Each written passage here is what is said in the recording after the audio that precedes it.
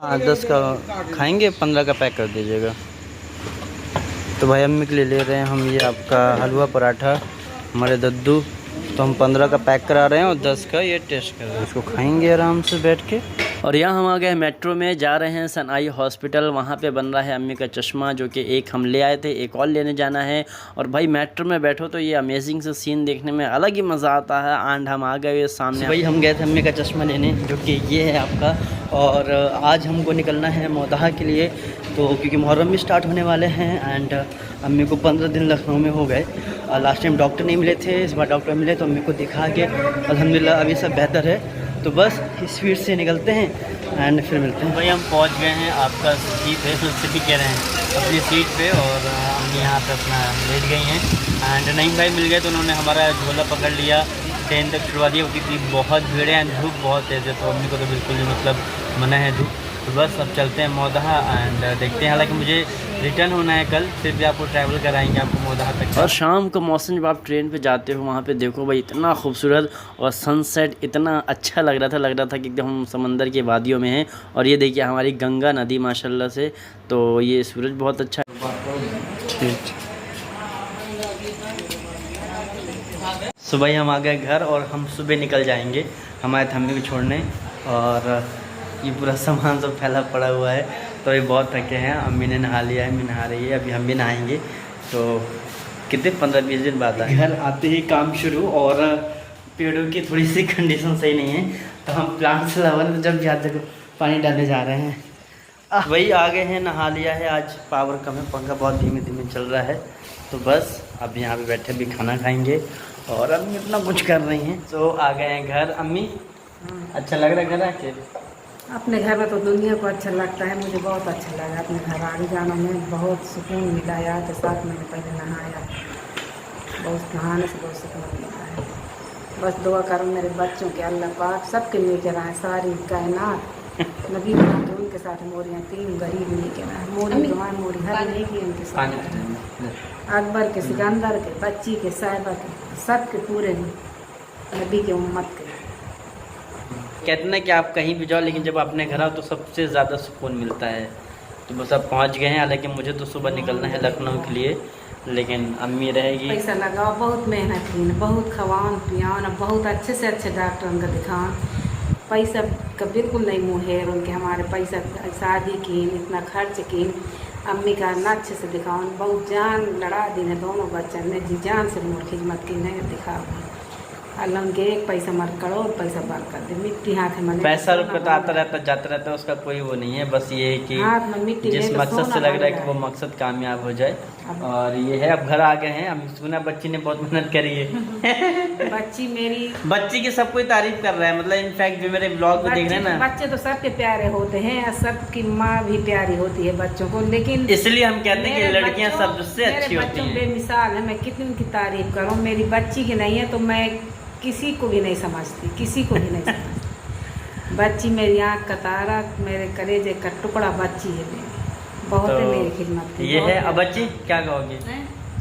बस सब लोग मिलके हमारी अम्मी के लिए दुआ करिए कि हमारे अम्मी को जल्द से जल्द शिफा मिल जाए, रोशनी आ जाए आँख में। मैं जैसे इबादत करती थी वैसे फिर के करूँ। मेरी इंशाल्लाह इंशाल्लाह तहज्जुद और मेरी सलात और तस्बीह 20 साल से का जन्ना भाई की सलात तस्बीह हज्जुद करते, लेकिन अल्लाह का शुक्र है।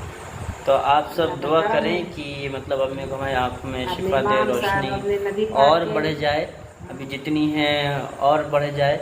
और बस पहुंच गए हैं घर। और बस ये सब के वसीले से अल्लाह पाक मेरी रोशनी खूब बढ़ जाए, पाक परवरदिगार। और मैं 16-17 दिन रही हूँ मैं लखनऊ में, आप सब दिखा के सब सर का भी चेकअप करवाया। लड़कों ने डॉक्टर का सर में दर्द होता था, उसका भी कुछ नहीं निकला, अल्लाह का शुक्र है। और सब में बस आँखें की मुझे तकलीफ़ है, और बाकी अल्लाह का शुक्र है। अल्लाह से उम्मीद करती हूँ कि नबी पाक के सद के वसीले से उनके दिन रात आ रहे हैं नमाज़ों के, उनके सद से ज़रूर अल्लाह पाक कामयाबी देगा, आँखें में रोशनी देगा इंशाअल्लाह। और मैं रोज़ पढ़ के फजर की नमाज़ पढ़ के सब वलियों के नाम पढ़ के बख्शती हूँ, नबी पाक के नाम भी, और अपने अल्लाह के नबी का अल्लाह के वलियों को मैं कभी न भूलूँगी इंशाअल्लाह। सबको तौफीक दे और सबके बच्चे नीचे रहें, सबके बच्चों के, सबके माँ बाप सलामत रहें, सबके बच्चे अपने माँ बाप के फरमाबरदार बने जैसे मेरे बेटी बेटा बने हैं। मैं अपने बच्चों की कुछ तारीफ नहीं करती, बस अल्लाह पाक उन्हें बरकत दे, कमाई में बरकत दे। जिस दिन से मेरा घर सबके बच्चे ऐसे होते हैं, we are not a special, सबके होते हैं अपने माँ बाप के, लेकिन जिस दिन कोशिश से करते मेरा हैं। घर बना तो लोगों ने मेरे ऊपर बहुत अम्मी की बहुत नजर लगाई, बहुत हाय लगाई। जब किसी रईस आदमी का घर बनता है तो कोई नहीं देखता, लेकिन जब कभी गरीब आदमी का बनता है तो भाई सब कोई, इनफैक्ट जो लोग पता नहीं लोगों ने क्या क्या कहा है, तो जो कि बहुत गलत है, ऐसा नहीं कहना चाहिए, है ना। तो कहीं ना कहीं हमारे मौदा में ये चीज़ बहुत गलत है, नज़र और हाय मौदा में सबसे ज़्यादा है।